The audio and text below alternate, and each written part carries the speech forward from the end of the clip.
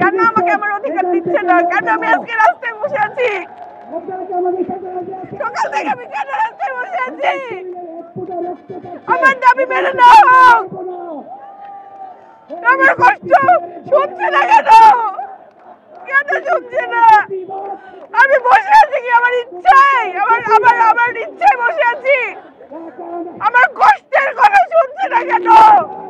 আমি ছোটবেলা থেকে পড়ালেখা করেছি এখানে বসে থাকার জন্য না। আমি এখানে বসে থাকার জন্য লেখাপড়া করিনি আজ পর্যন্ত। আমাকে এখান থেকে উঠানো হোক, প্রজ্ঞাপন দেওয়া হোক, আমাকে এসে উঠায় নিয়ে যাওয়া হোক এখান থেকে। সবাইকে আসতে বলেন, রাষ্ট্রপ্রধানদের আসতে বলেন। আমি ছোটবেলা থেকে পড়ালেখা করিনি এখানে বসে থাকার জন্য। আমার অনেক আবেগের জায়গা আমার ডাক্তারি। আমি বিশেষজ্ঞ ডাক্তার হওয়ার জন্য লেখাপড়া করছি। আমি রাস্তায় বসে থাকতে চাই না। আমার ন্যায্য অধিকার আমাকে ফিরাই দেওয়া হোক। আমি তাহলে ফিরে যাবো, তাছাড়া আমি যাবো না। আমি ডাক্তারি পড়ে এখানে এসে বসে থাকবো।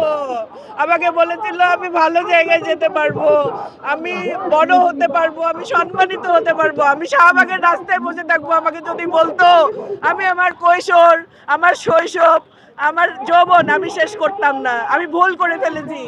এই বাংলাদেশে আমি ডাক্তার হয়ে ভুল করে ফেলেছি। আরো বেশি ভুল করে ফেলেছি পোস্ট গ্রাজুয়েশন করে। আরো বেশি ভুল করে ফেলেছি আমি বেসরকারি ডাক্তার হয়ে। আমার কোনো দাম রাষ্ট্র দিচ্ছে না। আমার সাথে অন্যায় হচ্ছে, আমার প্রত্যেকটা ভাই বোনের সাথে অন্যায় হচ্ছে। অন্যায় আমি মেনে নিতে পারছি না। আমি পারছি না। আমার সাথে ন্যায় বিচার করা হোক, আমার প্রত্যেকটা ভাই বোনের সাথে ন্যায় বিচার করা হোক। এটা আমি নিতে পারছি না। সমন্বয়ক বলেছে এই মুহূর্তে যেহেতু বাজেট নেই, আমাদের ভাতাটা কোনোভাবে বাড়ানো সম্ভব না। এটাই বলেছে। সে এখন হার মেনে নিয়েছে। এখন আমি জানি না পুরাটা কি। এটুকুই আপাতত আমার কানে এসেছে। আমি এটুকুই জানি। তাদের উপর, তারা তো রাষ্ট্রকে স্বাধীন করেছে, স্বৈরাচার থেকে মুক্ত করেছে। তাদের যে যোগাযোগটা রয়েছে, তারা যেহেতু অন্যায়ের বিরুদ্ধে অনেক কঠোর।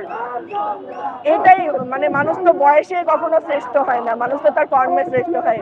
তারা যেহেতু একটা অনেক ভালো কর্ম করেছে, তাই আমরা তাদের কাছে আশা করি যে তারা এই বৈষম্যটাকে মিটাই দিবে। যেহেতু তারা কোটা বিরোধী আন্দোলন করেছে, বৈষম্য বিরোধী আন্দোলন করেছে, তাহলে কেন ডাক্তারদের মধ্যে বৈষম্যটা তারা মিটাতে পারবে না?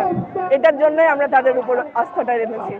এই পর্যন্ত রাখিনি, কিন্তু আমরা বিশ্বাস যে তারা তাদের কথা উইথড্র করে আবার তাদের কথা রাখার চেষ্টা করবে। এটা আমি আশাবাদী।